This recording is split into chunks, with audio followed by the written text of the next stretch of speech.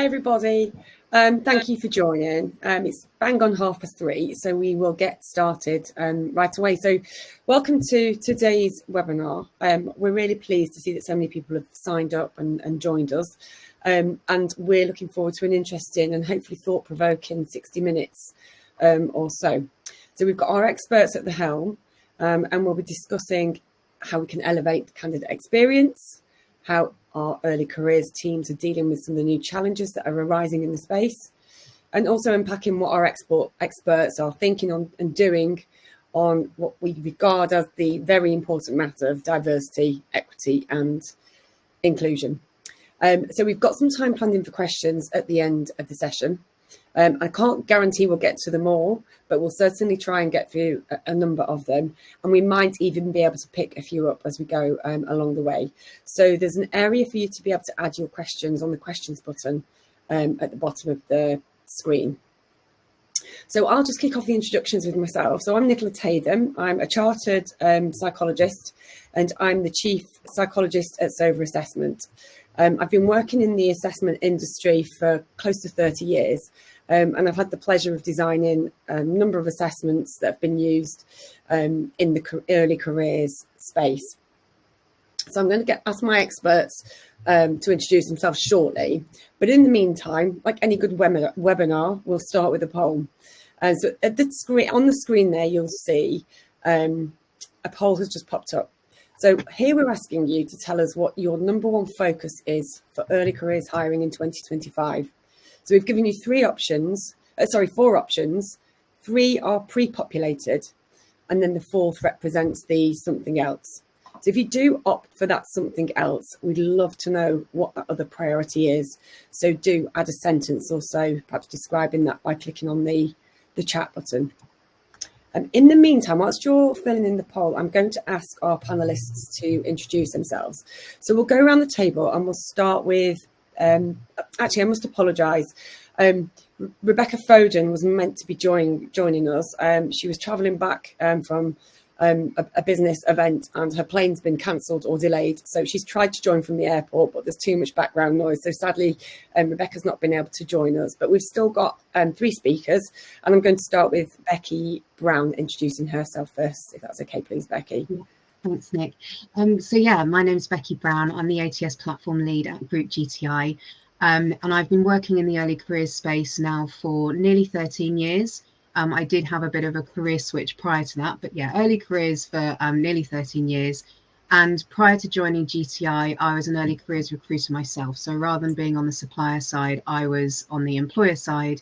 And so for 11 years, I was looking after the full end-to-end recruitment process for early careers programs for an investment bank, dealing with everything right the way through from attraction through to actually program delivery once the grads and interns and IPs got into the business as well. So I'm kind of very well versed in seeing the early career space from both perspectives. So kind of as a career, as an expert supplier, but also as a recruiter myself. Thank you. And we'll go alphabetically. So I think that leads us on to yourself next. Janine, could you just give the attendees an introduction? Oh, sure. Yeah. Hi, everyone. So I'm Janine Larkin, and I'm a resourcing business partner at JCB. So I've been in JCB, should I say, for around about 8 years. Actually, this is my 8th year. So I lead a team that's got a really broad remit, which starts right the way from around about 150 early careers hires each year. Right the way through to experienced hires. We're also just touching on some global remit as well now, which is a little bit exciting for us. But really excited to be here today and share some sort of best practice and things that have really helped me, and obviously also hearing from some of the other experts on the call alongside myself. Thank you.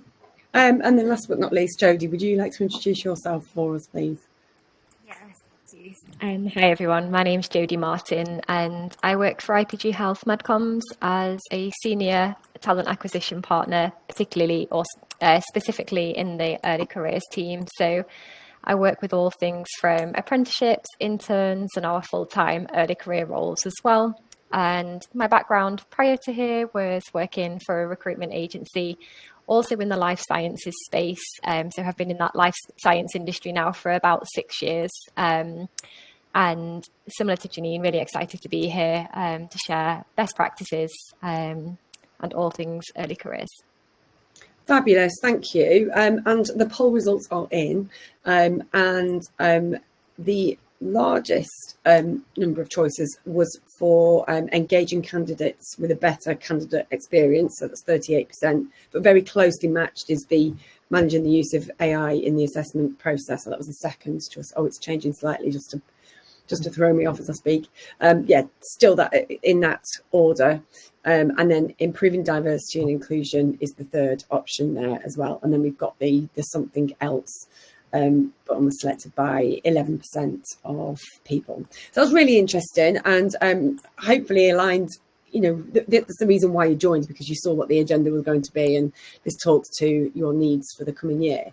And certainly those areas are all of interest for our experts, because we did a little bit of a straw poll with them before we kicked off the agenda and the planning for this. So, like I said, we have already engaged with our speakers to discuss what's front and centre of their minds, and a really key priority that came through unanimously was how we or they can elevate the candidate experience. So I'm going to start with a question on this one. So the question is, what steps are you taking to achieve a positive candidate experience in light of the current recruitment landscape? I'm going to start by picking on Janine and asking you to respond to that one, if you could please, Janine. Thanks, Nick. Yeah, so when we've sort of run our early careers recruitment cycles, they happen every year, but on the back of our 2024 cohort recruitment, I like to get my team together to look at how we can improve things, and this was a really important one for me on the back of last year's campaign. It was a really simple, and I'm just going to keep using the word simple because I think simple takeaways from these sessions are really good to learn from. But we sat in a room together and we visually mapped out the whole end-to-end sort of candidate journey, using clear timeframes and additional touch points, auto reminders. We set out that as a starting point. The things that you can automate are really going to help you. As is the case for most TA teams, we're a small team required to do a bit more with a bit less at the moment. So where we can automate and use the tech that's around us, that's been really useful for us.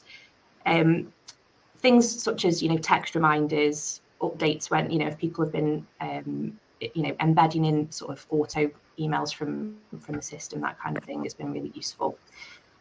We also bedded in some more upfront information on things like adverts and information on the careers sites, so making that a lot more informative. We found with this particular population of candidates, they've probably got the parents supporting their application. They want to know a lot more information than maybe the experienced hire space might do. So on the adverts, we've put in timeframes of when you're likely to hear back from us. We advertise in October for a September start the next year, so we've got to think about how we're keeping in touch with them. It's been really successful so far. We've definitely noticed a decline in people sort of reaching out or calling through switchboard for updates and things like that. So I think it's landed well so far. We are a Sova customer, and we are getting great feedback in terms of the candidate reports that you get from Sova. So particularly for people who haven't maybe been successful in the process, we felt like that was a great addition to our offering to candidates. So they're still getting some developmental feedback regardless of their outcome. And then just as we're in initial stages of this, but we are starting to track some candidate experience NPS scores. So we've actually bedded those in last week. We are running assessment centres now for this year, so we're just getting the first batch of data. But for me, that's a really good starter to see where we're at, and then hopefully with the things that we've bedded in to improve this year, we can track on the progress really. Thank you. I think it's really interesting. And then Jodie, I know you've got quite a lot going on around this issue as well. Do you just want to embellish? Yeah, absolutely. Thanks, Nick. And for us, we have quite a rigorous recruitment process for our entry-level talent. So, for example, part of the process, they send a CV and cover letter. Once selected, they do have to complete a 4-hour time test. They also they attend a half-day virtual assessment centre, and then following that, they have a virtual interview as well. So it is quite a lengthy process, and we're quite fortunate. We don't recruit as high numbers as I know some other businesses. We recruit about 150 per year through our early careers program. But what really helps for us is having that human touch. We make sure that anyone whose application is moving on to that next stage, they all have a phone call with the talent acquisition team. And we really lay out what to expect through the program. We answer any questions. And I think for them, having that key contact makes such a difference. If they've got any questions around the test or about the assessment centre, there's someone that they can personally reach out to. We've sent surveys. That's one of the key things that always comes up. They're not just getting automated responses or automated emails, sort of moving them along the system. And I think that really helps us and elevates that candidate experience. Another key thing for us is training for line managers. So we want to streamline the process and the experience and that transition really from candidates going through an application process, being hired a job, to them being onboarded with us. So something that we've put a lot of care and attention into is that training for line managers who are specifically going to be managing our early career talent, to best support them, equipping them with the skills with how to manage somebody with this level of experience, which has been really successful. And I guess linking into that as well, once we have offered a candidate a role and there's that waiting period, we schedule a call for them to meet with their line manager. And that's something that, again, through feedback works really nicely. They get to meet, they put a face to the name, they get to meet who their line manager is going to be. They ask any questions, they get over those first day nerves that they might have before joining us. So it kind of bridges that gap as well from that process to them coming on board with us. And just to echo a little bit from what Janine has said too, it's about clear instructions. It is those simple wins, but being really transparent from the beginning. This is what the recruitment process is. These are the timeframes. Explaining that in a phone call to answer any questions, but also in a written form from a neurodiversity perspective, making sure that it's clear for all candidates. So there's no hidden surprises and they can really bring their skills and bring their best selves through the process. But there are some of our key priorities and takeaways really from last year too. Thank you. Quick question for you, Janine. The candidate reports, are they automatically sent to the candidate? Do they request them? How's that part of things work? From a candidate perspective, they log on as a candidate. They've got a portal which we've been able to run to JCB, so it's very yellow, as you'd expect. There's a little tab at the top when they've completed all of their assessments. So once they've done that, they can click into there and download it. We do set reminders because I think it's only available for the time that the link is valid for. So we've bedded that into our process to make sure that they know to do it. I did it as testing as a candidate, pretending I was a candidate before we implemented the system, and it was great even just to learn about myself. So I think it's really, really value add. I've speak very highly of that, and around the business, we're really excited that we're able to give that to candidates. Yeah, that's good to hear. And Becky, I was going to come to you with a question.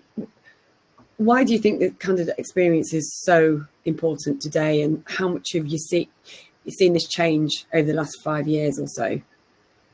Yeah, so I think candidate experience in the early career space has always been really important. I think candidates have always submitted applications to multiple employers at the same time, and having that differentiator between yourself and your competitors has always been critical. So whether that's around kind of conveying your own company culture and the scale of opportunities that are available at your firm, and how you differentiate yourself from your competitors when a lot of the time a job description can look very similar from one company to another. So it's always been around getting across how you're different, how you're and it is usually down to culture and the people that is the key differentiator. But having that positive experience has always been really important, given that sadly the vast majority of applications are going to be unsuccessful. So you're always going to want to have the candidates have a really positive experience regardless of their outcome, so that then when they go back on campus, they can still say to people that they're meeting, and quite often students will apply to places because of that word of mouth. It's about what experience did they have during that process, even though they weren't necessarily successful. So were they getting some quality feedback on how they can develop their skills, which is where things like the automated reports or feedback calls or briefing calls come into play. It's also around just the general kind of timely nature of those communications as well, so that you don't have candidates waiting around for weeks or months on end, wondering what's going on with their applications. I mean, I think we definitely saw an increase in application volumes since COVID, and we've seen another real spike in applications again this year. So with the clients that we support, we've typically seen an increase between 40 and 100% in applications this year. One of our clients has also seen a fourfold increase in their application volumes.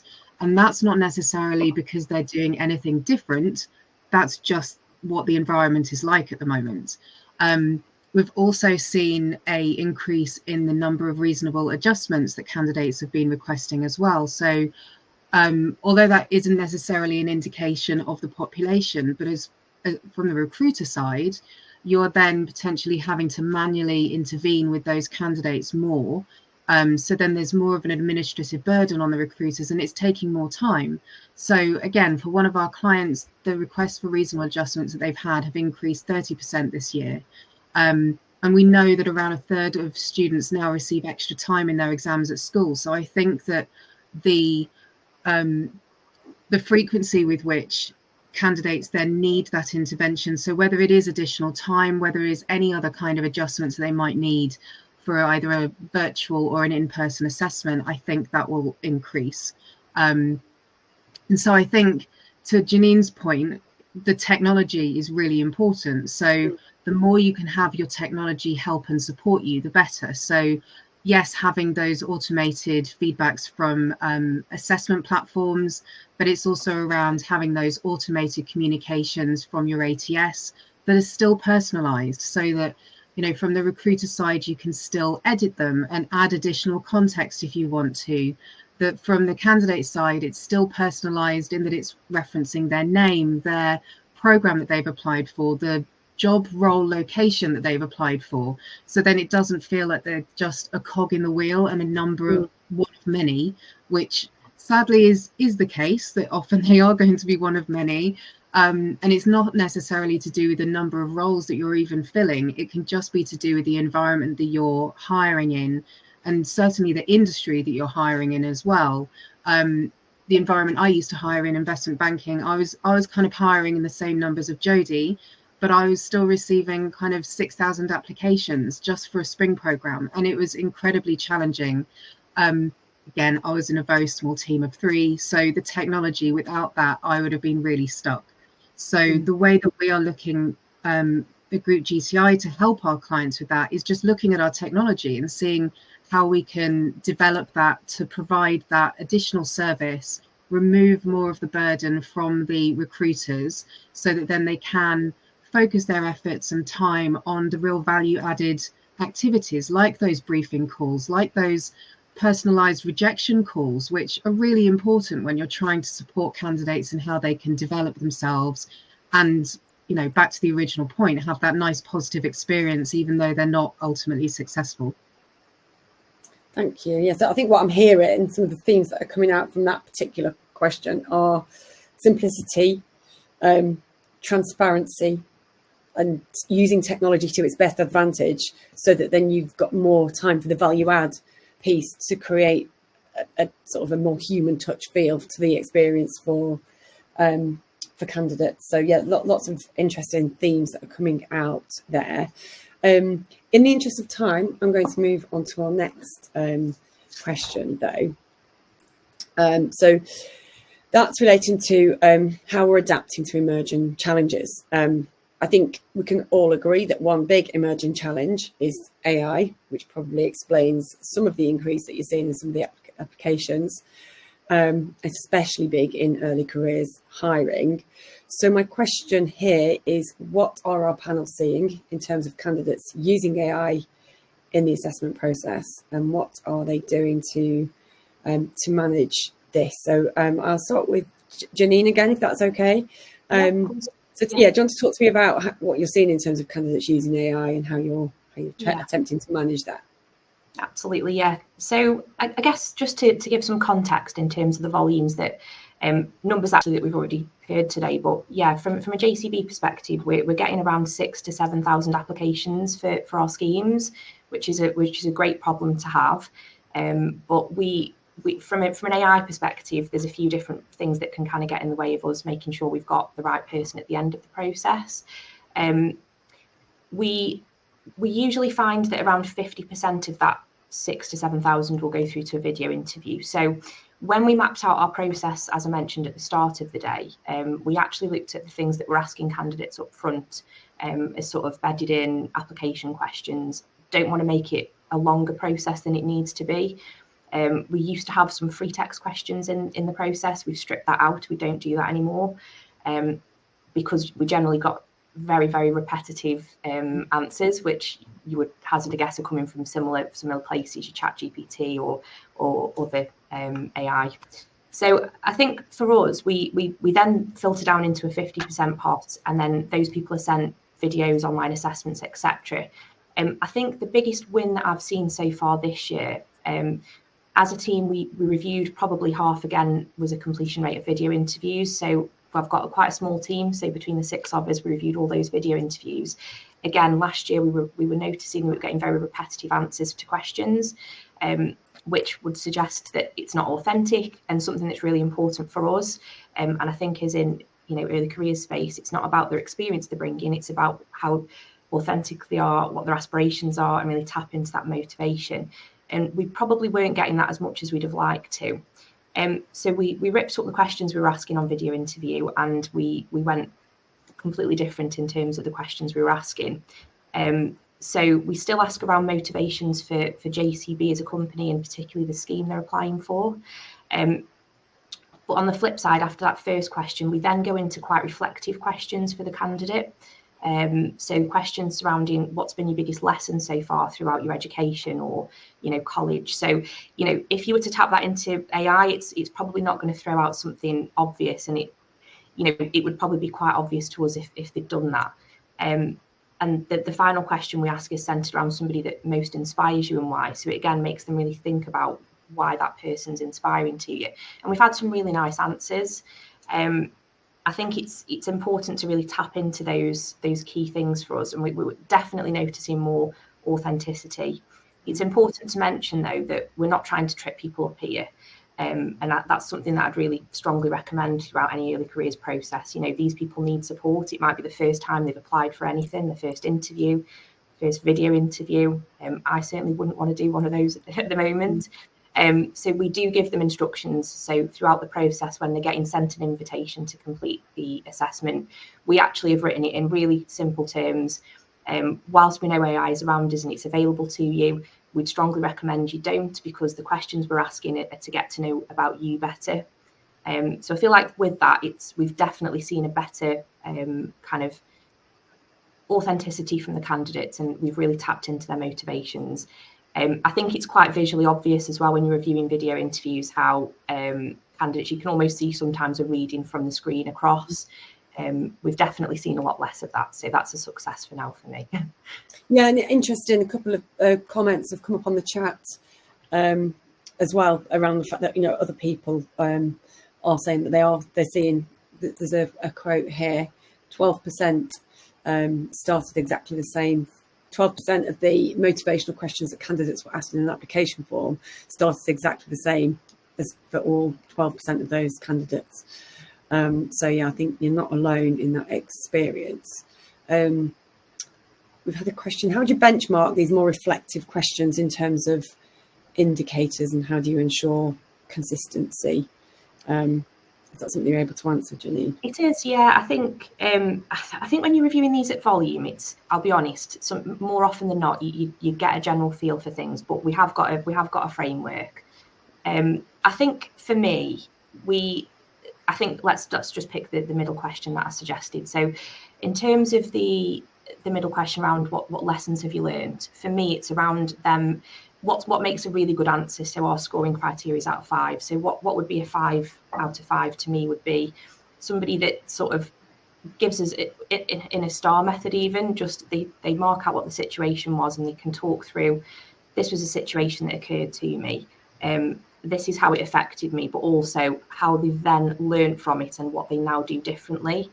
I think we've had some answers that have come back that aren't as good quality of that, and I think it's almost where they think that it's maybe a lesson at school that they didn't maybe enjoy quite as much. But it's, I think for me, that's where you can tell from listening to their examples that they have taken away something, they've done something differently now, and it truly means that they've reflected on it and actually they do something differently from what they did before. Yeah, I think the key thing for me is to ensure that you've got those indicators documented, and anybody that's scoring them knows that there's a consistent approach that needs to be taken. And then, in terms of consistency, you could have moderators that can come in and spot check across different interview questions and scores as well. And then you've also got the data side of it as well. You can deep dive on some of the data either during or after the event. Are you seeing certain people are particularly generous with their scores and so on and so forth. And that is what we mentioned as well. Sorry, go on, Janine. Because we implemented over the back end of last year, what we decided to do was almost commit to basically a data set on the end of this campaign to reflect on those that have been offered, those that have been lost in the process. We're going to do that with the same team on the campaign. Yeah, that's where I get excited. There's a lot you can do with the data that you've collected as well. We lost you a little bit there, Janine. I don't know whether you've moved away from the speaker, but I just thought I should flag that. Okay. Apologies. I'm going to move on to ask a similar question of Jodie as well about these emerging challenges, in your space and AI. Do you want to talk to me about what you're doing in that arena? Yeah, absolutely. It's a big talking point for us at the moment as part of our recruitment process. And I guess for some context, so one of the roles that we recruit for, so we're a medical communications company. One of the roles we recruit for at entry level is a medical writer. And these candidates have to come with a background within a life science discipline. Part of the process, they have to complete a writing assessment. For that, they get sent a research paper, for example. They have to interpret some findings. They have to present that perhaps into a PowerPoint, or they have to condense that into an abstract or release summary.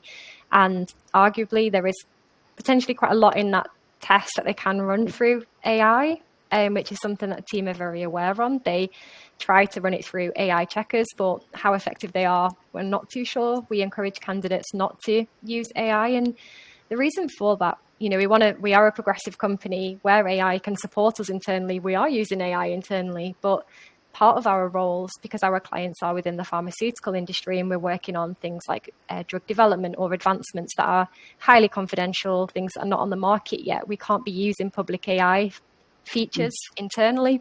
So that's why we have to explain that to candidates when they apply, that we can't have you use this because you can't use it in the role. So we're measuring those skills that are essential for the purpose of the role. But one thing that really helps us is the way that our recruitment process is set up is we get to see candidates in different settings.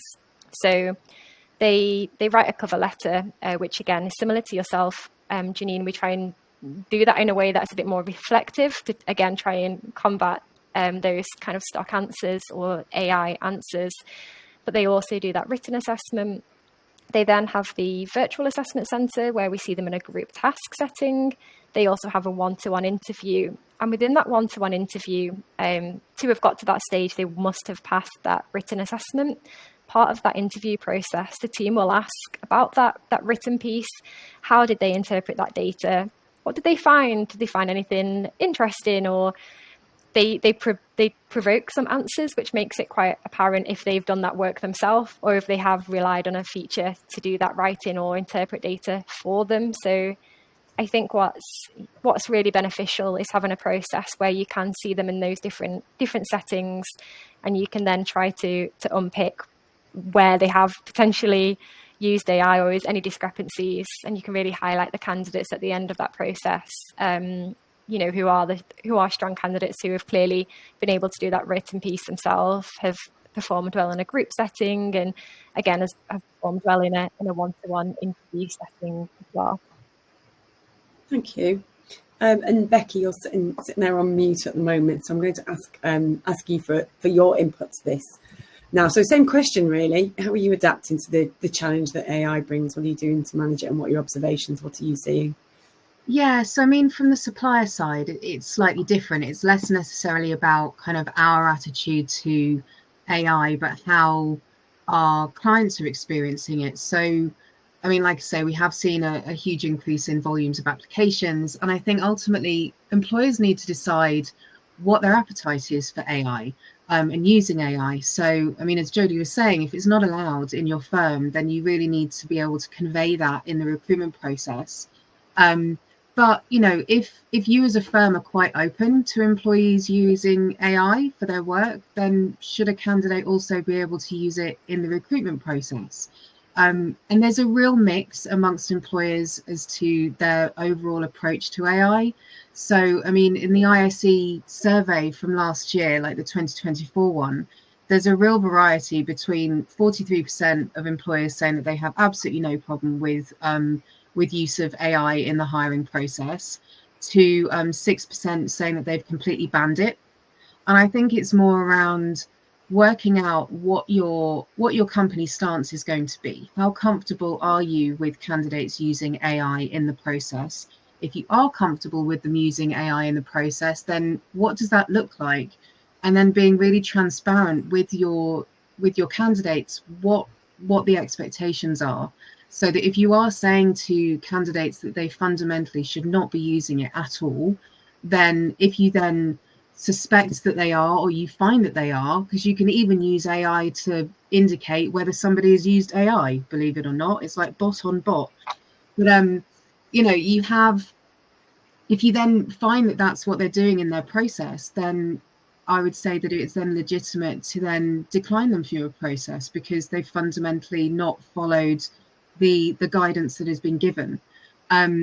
But, you know, there's already quite a lot of AI in the recruitment process anyway. So whether you're using it for those kind of automated scoring for assessments, automated feedback forms, you've got chatbots, you've got all sorts. So, I mean, even from our side, we're definitely developing our technology to embrace AI. So whether that's using it to help recruiters screen candidates with maybe long form answers, or developing chatbot functionality so that then students are supported in their process without the intervention needed of recruiters. You know, these are all things that we're looking at and developing right now. But I mean, I think fundamentally when it comes down to the use of AI, I also think that there is a greater fear of students using AI than they actually do. So we published our latest Sybil research. 37% of students say that they wouldn't use it at all. 31% would say that they would use it for CV tips. You know, and so there's a real variety of where students are using AI, which I would say is kind of okay. So, you know, if you're using AI to draft some emails and help get your tone correct or your spelling correct, or, you know, helping with online application forms, or just drafting a cover letter, and then you then kind of tailor it yourself and you perfect it. But it's just using it as that kind of base starting point, which is always, I think, really challenging for people to just start, you know, what do they want to say? What's the starting point that they can then go and kind of edit and craft their messaging from? And what we found, you know, I think the main causes of concern are where students are using AI in the actual assessment process.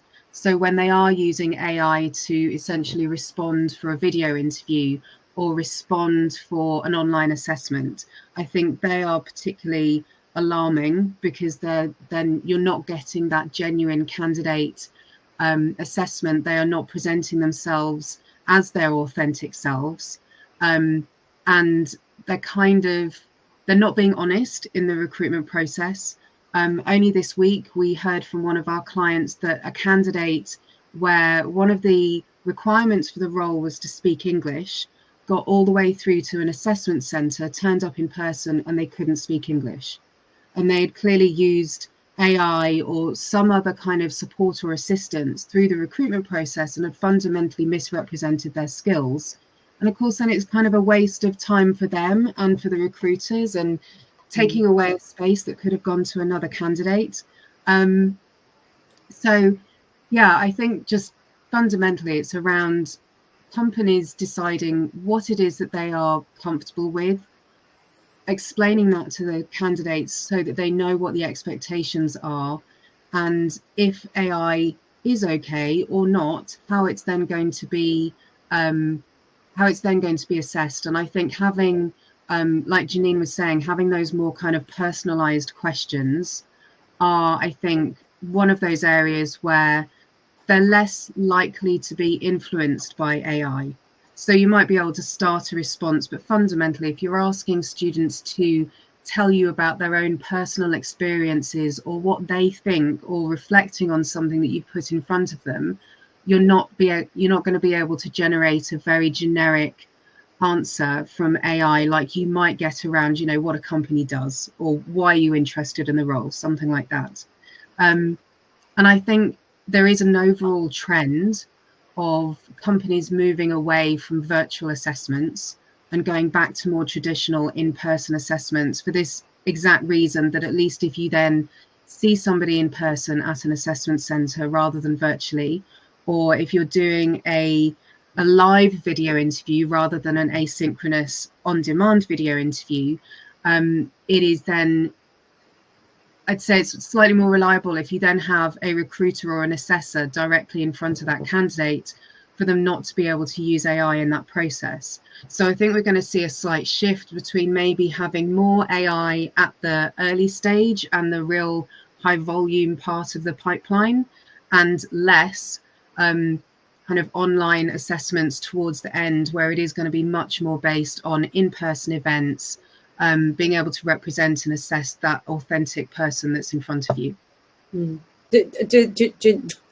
and Jodie, are you seeing that sort of move back to more of the proctored in-person assessments as well? Do you feel that that's a wave?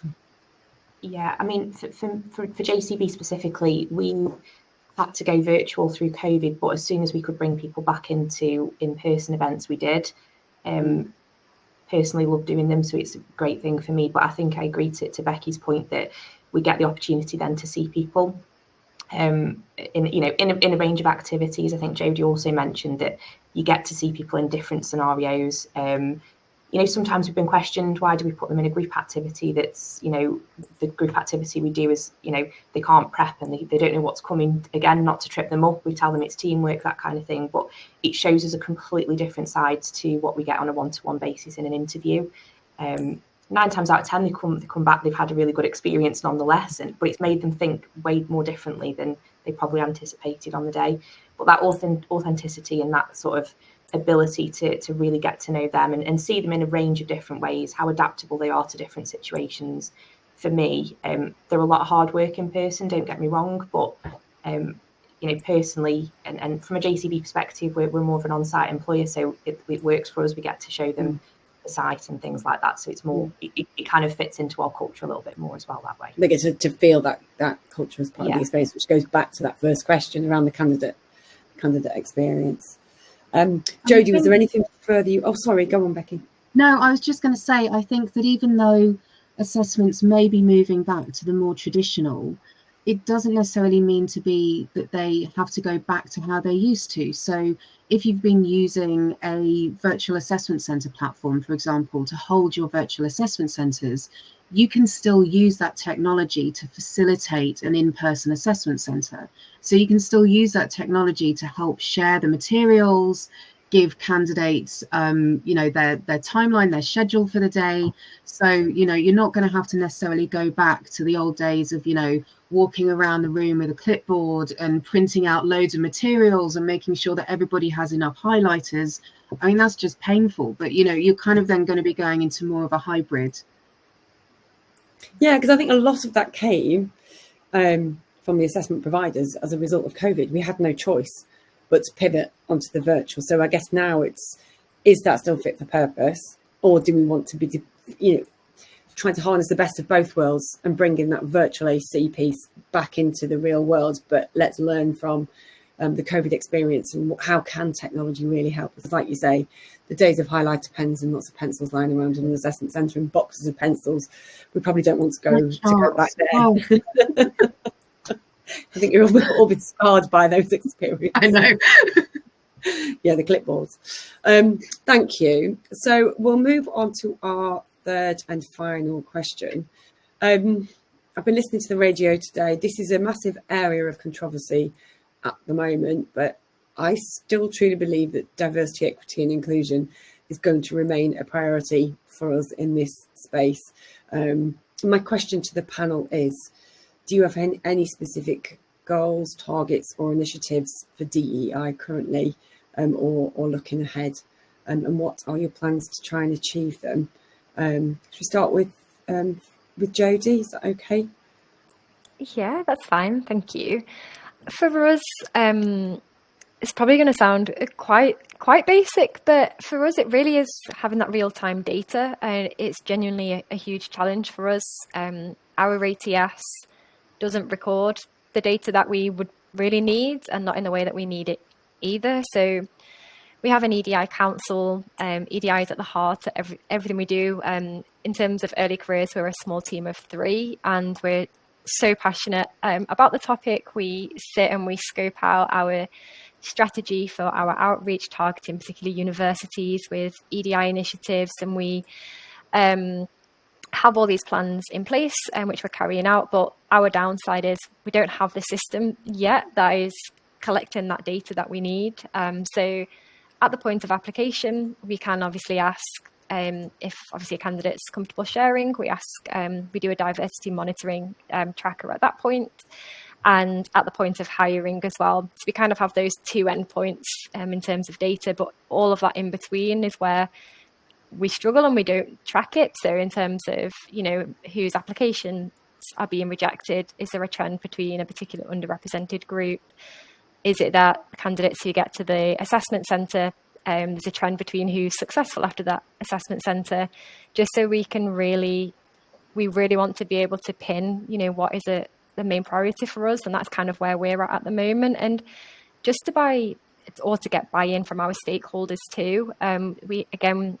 From our side, we have all these initiatives and we go to our stakeholders and we want to partner with this particular organisation offering apprenticeships and get apprentices through them, or we want to offer this particular intern or so forth. But actually getting the buy-in and stakeholders giving up resources from the team to attend certain events can be tricky for us. So having that real-time data where we can show them the trends and show them those figures is a huge priority for us this year. Does that tend to be an effective method for getting buy-in? Does data speak volumes? Is that the way to get the buy-in from your perspective? Yeah, it does, and I don't know whether it's industry specific. Again, life sciences, they come with scientific backgrounds. They like to see facts and figures. And I think going to those meetings and calls and showing them that and showing them tables and data and facts really helps us. But I don't think that is an industry specific thing. I've spoken in similar forums, and I think that's a topic across all industries, really. And then I guess another thing for us as well is we have the EDI. Our EDI council, they are brilliant. We have various different initiatives that they run. An example, they implemented what we call brave conversations. So they run these shared forums, anyone can join, and they're spontaneous chats where it's an open forum to talk about things like harassment or anti-racism, any of those typical topics that can be quite challenging to talk about. Some people don't feel comfortable, they don't feel like they're equipped with the skills to be able to navigate these conversations. And we run that across the network.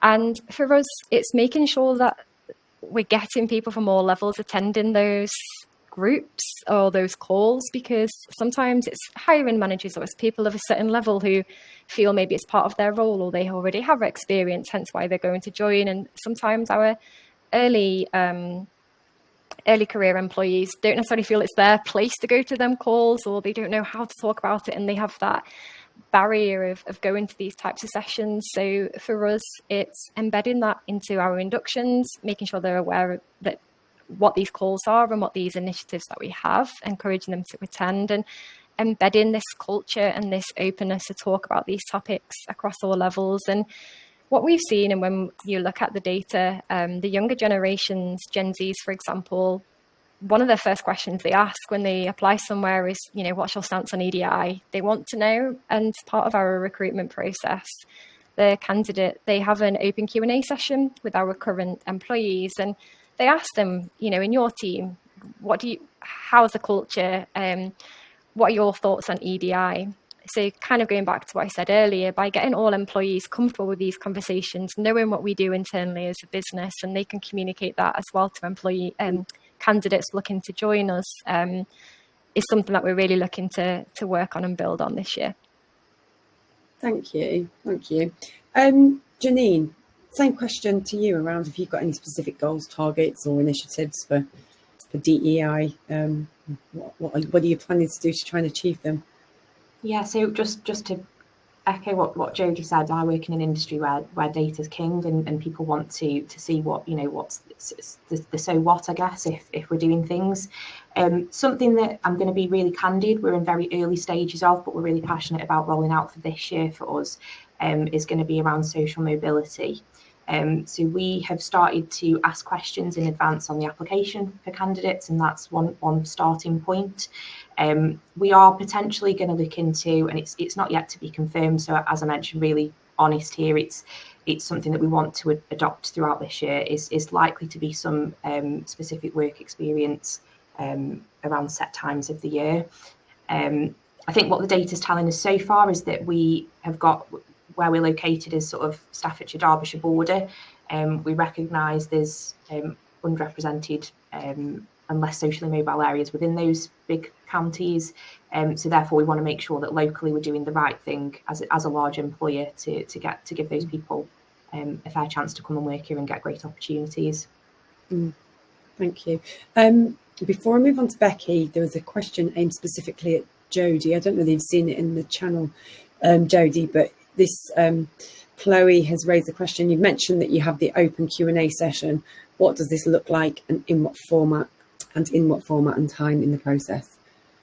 Yeah, so the open Q&A session is part of our virtual assessment centre. So we run our assessment centres via Teams, and I know there's been a bit of a conversation around having them in person. The reason we do those is we have roles across the UK and North America, so the US and Canada, and because our teams are built up from with employees across those locations, we want to reflect that in our assessment centre to give them a taste of the types of or interdisciplinary groups that they can be working with. So they're virtual sessions, and as part of that, we have a Q&A session where they go into a breakout group and we bring on our current employees, and we're very clear that we don't assess them. And that's quite a key thing to mention as well, because we say that to assessors. The assessors always want to go in them groups, and you go to a wash up and that candidate didn't speak much in the Q&A session. We go, no, because they've been, some people like to sit back and listen, and that's how they learn. So that's, I guess, a different topic. But in the Q&A session, it really is for them just to learn as much as possible from people in the role. So it's not scripted by any means. We tell our employees to just give them a general overview of how they got into the industry, a bit about their background and how they find the role. And then it's just open then to our applicants to ask them any questions that they want to ask. So that's a part of the process that it falls into. Do you get feedback from candidates at the end of the assessment process, Jodie? Yeah, we get generic feedback anyway from candidates emailing in, but we do send out a survey as well. I just wondered what their thoughts were on that open. Yeah, to be honest, that's the part that they probably enjoy the most, and the only feedback we get is they wish it was longer. We're really conscious of people's time, so on that call for about 3 hours. So the session we try and keep to about half an hour just to make enough time for everything else. But the only feedback we typically get is that they wish those sessions were longer. They get so much from being able to speak to people in that role, and it's inspiring for them as well. They're not talking to someone who's a senior leader who's been with the business for 10, 15 years, who seems way off where they are at the moment. They're talking to someone who we try and say about 6 months, just because they know a bit more about the role that they're in, but they're talking to somebody who is much closer to their career and their experience. And yeah, the feedback we get is really, really positive. Lands well. And Becky, was there anything that you wanted to add in this topic? I mean, it's kind of been touched on with one of the questions that we've had, which is, I think with the potential move to more face-to-face assessments again, there is then going to be a possible impact on EDI goals due to issues related around social mobility and cost, and time availability as well. You know, naturally, if you have a student who is supporting themselves through university with part-time roles, and you know, they're going to have less time available to themselves to be able to attend in-person events. And I would suggest that for those employers that do want to offer in-person events again, it may be a case of offering the flexibility as to whether it is in-person or virtual, or if it is going to be in person, then I think there needs to be some consideration there about how much financial support you are going to be providing the students to attend those assessments, because there's potentially quite a high financial burden there. I'm thinking about whether there are multiple locations that you could operate from as well. I guess so it's not all London centric, because there's nothing more expensive to get to London. Yes. Wherever. But then also, I think with the increase of reasonable adjustments, it's also about how you're potentially then going to manage those in your process as well. So kind of back to the point around technology, we're looking at developing our ATS to help manage those requests, to ease the recruiter admin burden, because ultimately I think you are going to see more candidates that do need some additional requirements, and so how do you then go about managing those without negatively impacting their application, or delaying their application? Particularly if you are recruiting on a rolling basis, you're going to need to make sure that you're able to kind of keep up with those requests and manage them effectively. And I think just one other point to make around AI, I think as much as it is it can be seen as being quite a negative thing, but I also think it can act as a huge leveler. The sector that I used to work in, you had a lot of atypical candidates whereby they were coming from a very similar background, very similar kind of educational background and social background. And it was a real struggle to get candidates to think about investment banking as a career for them. And in an environment where they didn't necessarily have the people in their kind of social network to be able to ask about what's it like as an investment banker? How do you get into it? How should you upskill yourself? What are the activities that you can do? What's the content that you should be drawing on in your cover letter or anything like that? AI can then provide that support to the students that haven't got that social network around them. I remember a long time ago, there was a candidate who they were from, so my family is in Lincolnshire, and I was very aware that the banking that I was aware of was not investment banking. It was just high street retail banking. And there was a candidate who was from Scunthorpe, and he came from a state school, and he was wonderful. And I was very aware that the amount of work that he had to do to actually just learn about the industry was enormous compared to, some of his peers that had, grown up in a very, very different environment where, maybe their parents were investment bankers or their next door neighbor is an investment banker. And I think there is a real positive to the use of AI in certainly in some elements of the recruitment process. Yeah, thank you. We've had a related question actually from one of the attendees. what social mobility criteria are commonly used and how can these be improved upon or honed? Are there any criteria that you've tended to use to measure social mobility characteristics within the businesses that you work in? I'm personally just asking one question because we've not done it before. We were conscious of not making it a really long. I think you can. There's sort of 4 questions that I found. I think on the government website actually that was recommended, but I've done some research externally with other places that asked. I just decided to go with one question, which was simply around entitlement to free school meals. Purely because that links in quite well with some of our early careers team and some of the outreach work that they're doing at a sort of younger age, so sort of primary school and above kind of age. So it links in quite well with that. That's what we're using currently. Okay, thank you.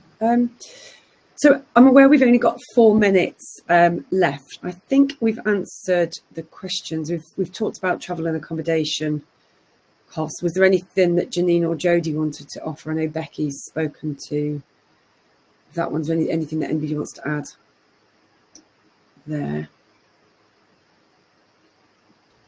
No, so I think it's definitely something that we have offered in the past. We don't currently.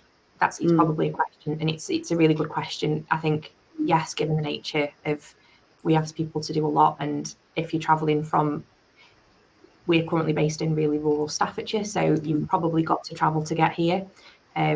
So, the question is probably more, yes, we should. At the moment, we currently don't, I'll be honest, but we have done previously. Thank you. I don't think there are. We had one question that I think that got passed on, which was, how do you manage candidate anxiety around assessments? I think you've already hinted at some of this when you've described the clarity of the information that you provide and having that human touch available. Is there anything else that anybody wants to share on how you've managed candidate anxiety in the past? Open question. I mean, I'd just say that I think that is the key point. It's about providing candidates with as much information as possible and guidance. So at certain stages in the assessment process, it's not going to be possible to be able to provide those kind of individual one-to-one briefings. But if you're able to, either on your website or in terms of like the invitation email or prior to sitting an assessment, giving them lots of information about how they can maybe best prepare, what to expect, how the assessment is even scored. So, I mean, there used to be an online assessment that I would use where it wasn't time restricted in any way, but it was about sharing with the candidates that it was about a balance between their time and accuracy that was what would then ultimately give them a good score. So I think the more information that you can give and just be as transparent as possible, the better. And then, maybe when you do get through to an assessment centre stage, you can do briefing calls, an in-person briefing, or you could maybe even have a kind of connecting with your candidates platform where you're maybe doing a live chat where they can ask you questions about the recruitment process or how best to prepare for a particular aspect of the assessment process. So I think it's about being as upfront as possible, but then also giving the students opportunities to ask questions as well. Okay, thank you. I think data again is key here, because it sounds like, a lot of people are collecting candidate feedback. Let's look at that feedback, deep dive onto any of those particular sections. And also, you're looking at candidate dropout rates throughout the process as well. If there's a particular point in time where you're losing a lot of candidates and they're not converting to the next stage, then why might that be? What else can we do as the providers of the assessment and the process to sort of ease people's discomfort or anxiety around any of that? So, well, thank you. So I wanted to finish. I can see our time's running out. I wanted to close by saying thank you to Jodie, to Becky, and to Janine, and also say thank you to everybody who attended and got involved in the session today. I know we've recorded this session, so it will be available for people that didn't attend, and also for all attendees as well, I think is my understanding. So yeah, thank you to everybody, and hopefully we will see you all again soon for a similar session. Thanks very much. Thanks, everyone. Thanks, everybody. Thank you. Bye.